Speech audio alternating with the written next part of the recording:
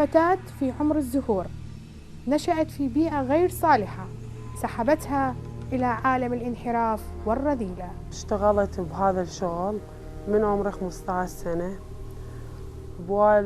يعني نشأت بعائلة اللي هو والدي ووالدتي وأخوي الصغير اللي هو عمره 13 سنة.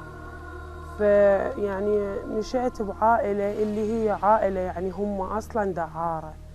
فهذا البيت اللي أنا عشت به انتميت على هذا يعني الأسلوب يعني الغلط، ونشأت وكبرت على هذا الشيء. شرب النراجيل والرقص.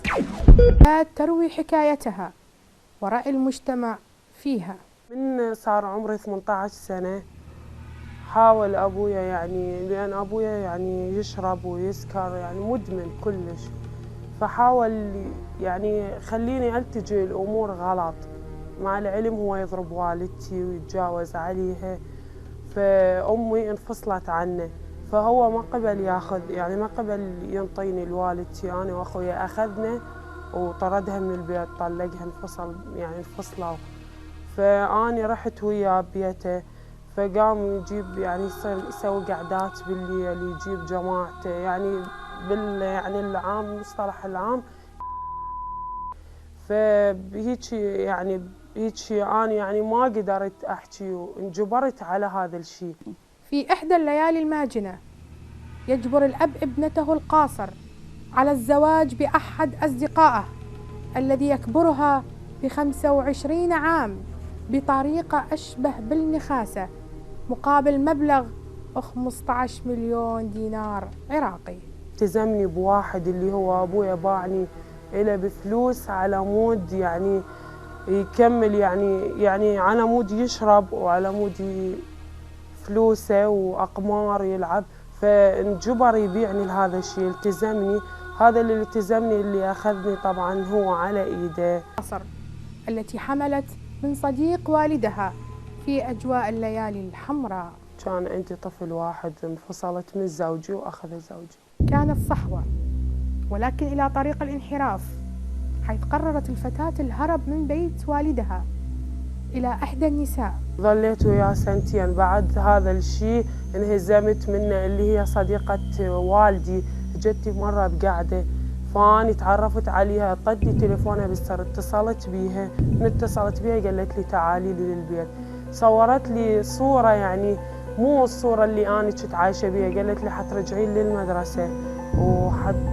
للمدرسة وراح يعني تمارسين حياتك كأنما ويا بناتي، وما تعيشين بشغل كلش شريف وكلش نظيف. التي احتضنتها ليس حبا بها بل لاستغلالها وإجبارها إلى النوم مع رجال لا تعرفهم مقابل ثمن تقبضه السيدة ومقابل مأوى لها. طبيت لهذا البيت، ورا شهر تغيرت الصورة كلها، يعني تغيرت الصورة اللي هي رسمت لي إياها يعني بتفكيري. قامت تجيب علي ولد، قامت تستفاد مني، حتى فلوس ما تعطيني، بس على قد النومة وآكل. هي تجيب الزبائن يعني مو شرط، احتمال 2، احتمال 5، احتمال يوم ماكو، طلعني تبياتات هيك شيء.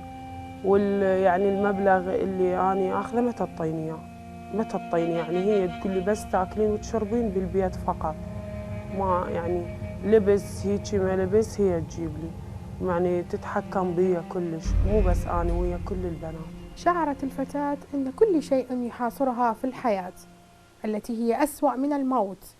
بعد أن خسرت عفتها وكرامتها قررت أن تحكي قصتها إلى الناس. صحوة ضمير عندي، بس يعني هذا الصحوة الضمير يعني ماكو فايدة، أو حتى إذا أريد أحكي لأي أحد يجينا وأي أحد يمارس وياي ينام وياي، حتى إذا أريد أحكي له أو أبكي له ما راح يصدقني، لأن أنا إنسانة بنظرة ساقطة وإنسانة فاشلة بحياتي.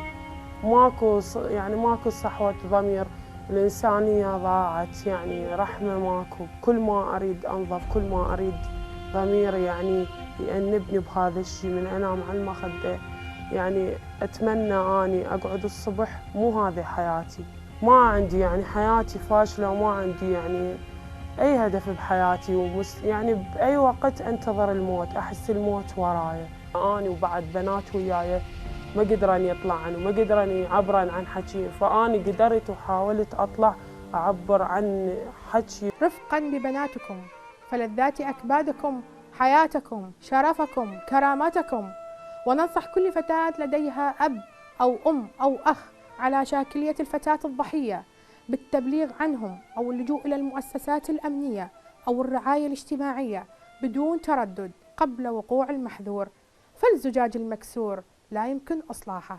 طابت أوقاتكم ودمتم في أمان الله وحفظه، وانتظرونا وأحداث جديدة